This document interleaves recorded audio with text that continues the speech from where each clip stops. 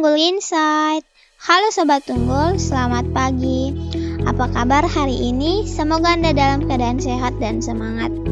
Pendengar, cuaca akhir-akhir ini sering tak menentu, seperti tiba-tiba hujan padahal sebelumnya matahari terik banget.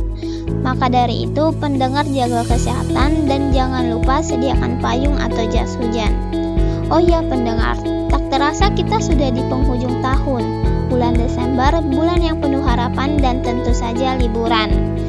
Ngomong-ngomong soal liburan, pendengar sudah ada rencana kemana nih untuk libur Natal dan akhir tahun? Mau pulang ke kampung, staycation, atau cukup menikmati suasana kota dengan keluarga dan teman-teman? Apapun rencana Anda, jangan lupa untuk menjaga kesehatan. Cuaca yang sering hujan bikin tubuh gampang rentan. Jadi pastikan Anda cukup istirahat, makan makanan bergizi, dan jangan lupa sediakan payung sebelum hujan. Senin 22 Desember 2025, Esa Unggul Insight hadir untuk menemani hari Anda dengan beragam laporan. Saya Mei Indriani, kita buka laporan Esa Unggul Insight hari ini, disampaikan oleh Chelsea Yolanda. Bersama saya Chelsea Yolanda akan menyampaikan berita mengenai peningkatan kualitas program siaran televisi Indonesia dan implementasi brand safety. Fakultas Ilmu Komunikasi Universitas Esa Unggul bersama Komisi Penyiaran Indonesia menggelar Ekspos Indeks Kualitas Program Siaran Televisi tahun 2025 di Kemala Ballroom Universitas Esa Unggul Kamis lalu. Acara yang diselenggarakan secara hybrid ini mengumumkan hasil IKPS 2025 mencapai angka 3,29. Ini menjadi nilai tertinggi sejak riset dilakukan 11 tahun lalu. Komisioner KPI Pusat, Amin Sabana, menekankan pentingnya hasil ini bagi pengiklan. Semua tentu kami berharap hasil dari KPS TV ini bisa menjadikan ekosistem penyiaran kita lebih kuat, dan kepada teman-teman pengiklan, tolong juga bisa memperhatikan hasil dari KPS TV 2025 ini terkait dengan brand safety yang diiklankan oleh teman-teman perusahaan pengiklan maupun Dewan Periklanan Indonesia. KPI mendorong pengiklan menerapkan prinsip brand safety atau keamanan merek dalam memilih program untuk beriklan. Tujuannya melindungi citra dan reputasi produk.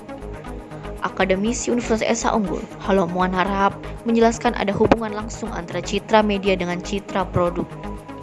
Kalau satu medianya itu misalnya siarannya tidak kredibel, bisa jadi produk yang ditawarkan di acara itu bisa jadi terimbas, citranya jadi buruk.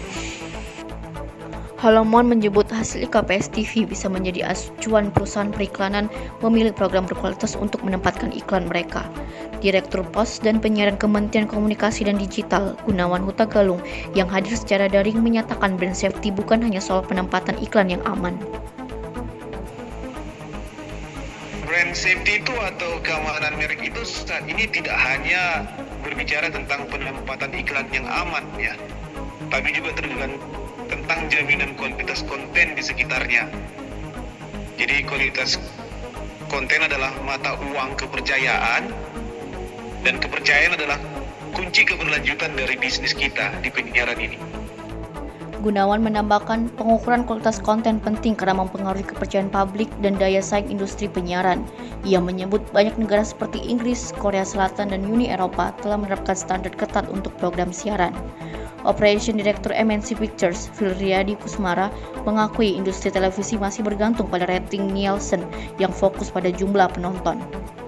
Bicara klasik, tapi ya memang ini yang harus kami antisipasi gitu ya. Lembaga penyiaran, dalam hal ini saya production house gitu ya, itu juga kan sebuah unit bisnis yang harus memberikan keuntungan untuk perusahaan gitu ya. Nah, keuntungan itu kan didapat dari iklan. Nah, yang kita hadapi satu-satunya indikator yang dipegang oleh semua stakeholder di industri TV adalah data Nielsen gitu. Meski demikian, Floryadi mengapresiasi peningkatan kualitas sinetron dalam IKPS TV tahun ini. Dan di 8 kategori yang dikaji, 99 informan ahli, hanya infotainment yang nilainya masih di bawah standar 3,0, yakni 2,68. 7 kategori lain seperti program anak, religi, berita, talk show, variety show, wisata budaya, dan sinetron sudah memenuhi standar kualitas. Amin Sabana menyebut sinetron yang selama 10 tahun nilainya rendah, tahun ini berhasil naik kelas menjadi program berkualitas. Berharap teman-teman yang ada di belakang layar produksi sinetron untuk terus meningkatkan kualitas tayangan dan cerita yang disampaikan kepada masyarakat. Acara ekspos ini juga menandai penguatan kolaborasi antara akademisi, regulator, dan industri penyiaran untuk menciptakan ekosistem penyiaran berkualitas di Indonesia.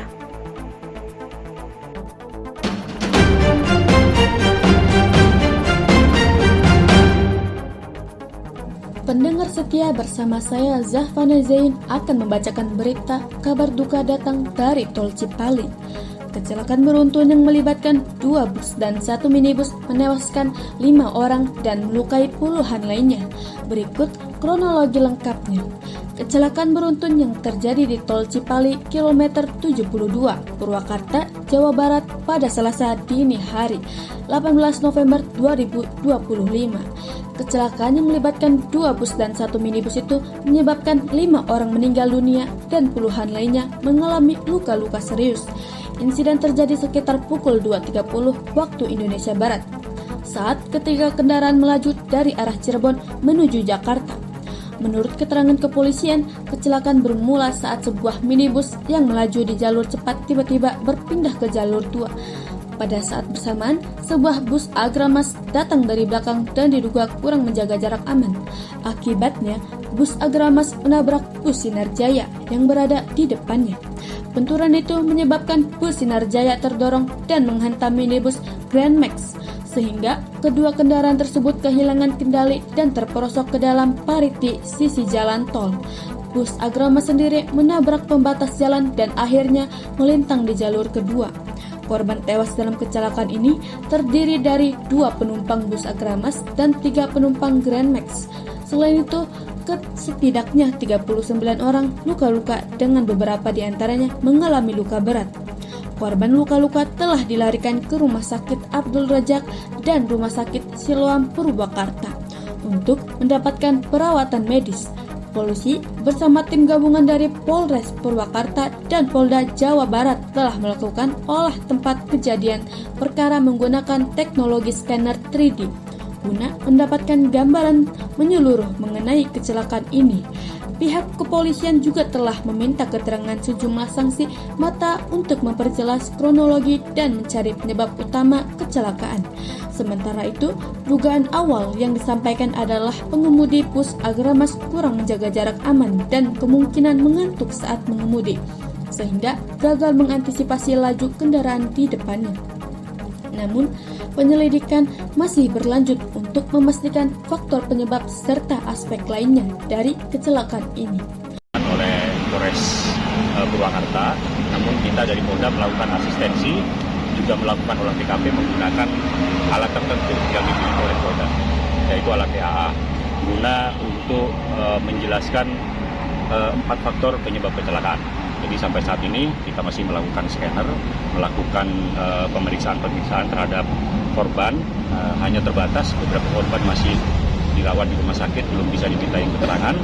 Kita sementara olah TKP, setelah ini kita menuju ke Sementara hasil olah TKP apa yang didapatkan, Komandan? Oh belum, kita olah TKP masih melakukan scanner, kita cek key point-nya, kita cek dari segi CCTV, nanti tentunya membutuhkan waktu untuk kita olah data, setelah itu baru kita dapatkan kesimpulan.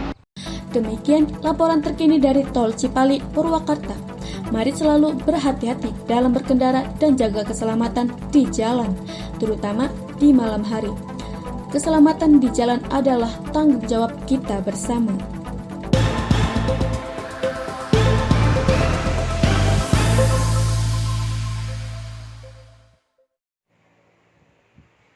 Kementerian Perhubungan atau Kemenhub memastikan layanan bus khusus bersubsidi rute Cibinong Puncak Bogor akan mulai beroperasi paling lambat pada Februari 2025. Layanan ini diharapkan sebagai alternatif baru bagi wisatawan dengan tarif yang sangat terjangkau, yakni mulai dari 5.000 untuk umum. dalam upaya mengurangi kemacetan parah yang kerap terjadi akibat penumpukan sepeda motor dan kendaraan pribadi di kawasan wisata Puncak. Berita ini akan disampaikan secara langsung oleh rekan saya yaitu Alia Syarani.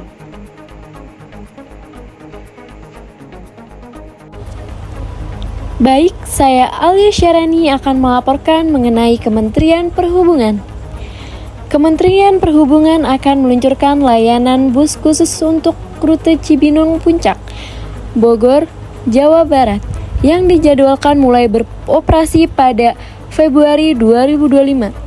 Kehadiran layanan bus ini diharapkan dapat mengurangi kemacetan yang selama ini terjadi di ruas utama kawasan Puncak Bogor. Wakil Menteri Perhubungan, Suntana, menjelaskan bahwa pemerintah pusat bersama instansi terkait termasuk pemerintah Kabupaten Bogor dan Polres Bogor tengah mempersiapkan operasional layanan tersebut. Bus ini akan mengangkut masyarakat dari Cibinong menuju kawasan wisata Puncak Bogor dengan titik keberangkatan awal dari pusat pemerintah Karadenan Cibinong. Dengan adanya layanan ini, warga yang ingin berwisata ke Puncak tidak lagi harus menggunakan kendaraan pribadi. Tarif bus juga ditetapkan sangat terjangkau, yakni mulai dari 5.000 untuk umum. Pemerintah berharap layanan ini dapat mengurangi pengguna sepeda motor dan kendaraan pribadi yang sering menyebabkan penumpukan kendaraan di jalur Puncak. Layanan ini juga akan mendapatkan subsidi sehingga masyarakat dapat menikmati perjalanan dengan lebih aman dan nyaman. Wakil Menteri Perhubungan menargetkan layanan bus Cibinong Puncak dapat mulai beroperasi paling lambat pada Februari 2025 hingga armada awal sebanyak 15 hingga 20 bus. Halo pendengar, wah nggak terasa ya kita sudah ada di penghujung tahun. Suasana Natal mulai terasa dan libur akhir tahun pun tinggal menghitung hari. Nah, ngomong-ngomong soal liburan, pendengar udah punya rencana belum nih buat libur Natal dan Tahun Baru? Kalau Anda lagi cari suasana Natal yang hangat dan meriah, tetapi nggak harus jauh-jauh keluar kota bahkan luar negeri, maka kota Jakarta adalah tempatnya. Jakarta ternyata punya banyak spot seru yang dapat Anda kunjungi buat ngerasain vibe Natal yang meriah. Dimulai dari Bundaran HI yang tahun ini jadi pusat perayaan Christmas Carol kolosal. Perayaan ini telah resmi dibuka pada tanggal 11 Desember kemarin. Ribuan orang dari berbagai gereja dan komunitas nyanyi bareng lagu-lagu Natal. Nggak ada panggung mewah, tetapi suasananya luar biasa. Gubernur DKI Jakarta Pramono Anung berharap dengan dimulainya Christmas Carol mampu menandakan kerukunan umat beragama di DKI Jakarta tetap terjaga dengan baik. Kita memulai tradisi baru, jadi anak-anak akan mengadakan apa yang disebut dengan Christmas Carol kolosal. Tanpa tiket masuk, tanpa panggung megah, hanya kota yang membuka dirinya untuk merayakan Natal bersama. Dan malam itu semua orang berdiri berdampingan, bernyanyi, tersenyum dan saling sapa. Dari pusat kota, kita lanjut ke Central Park Mall di Jakarta Barat. Di Central Park Mall ada satu pohon Natal raksasa ikonik, The Iconic Giant Christmas Tree, setinggi 33 meter di Tribeca Park yang menjadi daya tarik utama. Dihiasi dengan lampu, laser, dan pertunjukan drone kembang api. Tahun ini mereka juga punya tema spesial, Sweetopia, hasil dekorasi bareng Disney Zootopia 2. Begitu masuk, langsung disambut dekorasi warna-warni yang lucu dan imajinatif. Ada Judy Hoops dan Nightcrawler dalam versi Natal. Lengkap dengan spot foto tematik dan instalasi dekorasi kado, pita, dan ornamen warna-warni manis menghiasi area mall. Buat kamu yang suka konten estetik, Central Park Mall cocok nih buat konten kamu. Nah, kalau Anda ingin suasana yang beda dan unik, yang bukan cuma lampu dan lagu, tapi penuh kejutan, maka Magical Wonderful Christmas Show merupakan tujuan Anda. SeaWorld Ancol menghadirkan pertunjukan bawah laut bertema Natal pada 24-28 Desember 2025. Anda bisa menyaksikan atraksi spesial dengan konsep Magical Underwater Christmas, menampilkan santai yang menyelam langsung di main akuarium sambil memberi makan biota laut. Dan kegiatan seru Santa Claus, Hot Treasure Hunt. Si kecil diajak berburu topi-topi tersembunyi milik Santa sambil mempelajari aneka biota laut. Terakhir, ada sesi meet and greet Santa bersama Sharky and Turly, dua maskot SeaWorld Ancol. Acara ini menjanjikan pengalaman berbeda dari Christmas event Jakarta lain. Cuman di SeaWorld, Anda bisa merayakan Natal sambil menikmati pesona bawah laut sekaligus menambah pengetahuan. Jadi, Natal di Jakarta itu bukan cuma soal belanja atau pesta, tapi juga tentang jalan-jalan pelan, menikmati cahaya, suara, dan momen kecil yang bikin hati hangat. Selamat Natal bagi pendengar yang merayakan, semoga damai Natal sampai ke rumah Anda.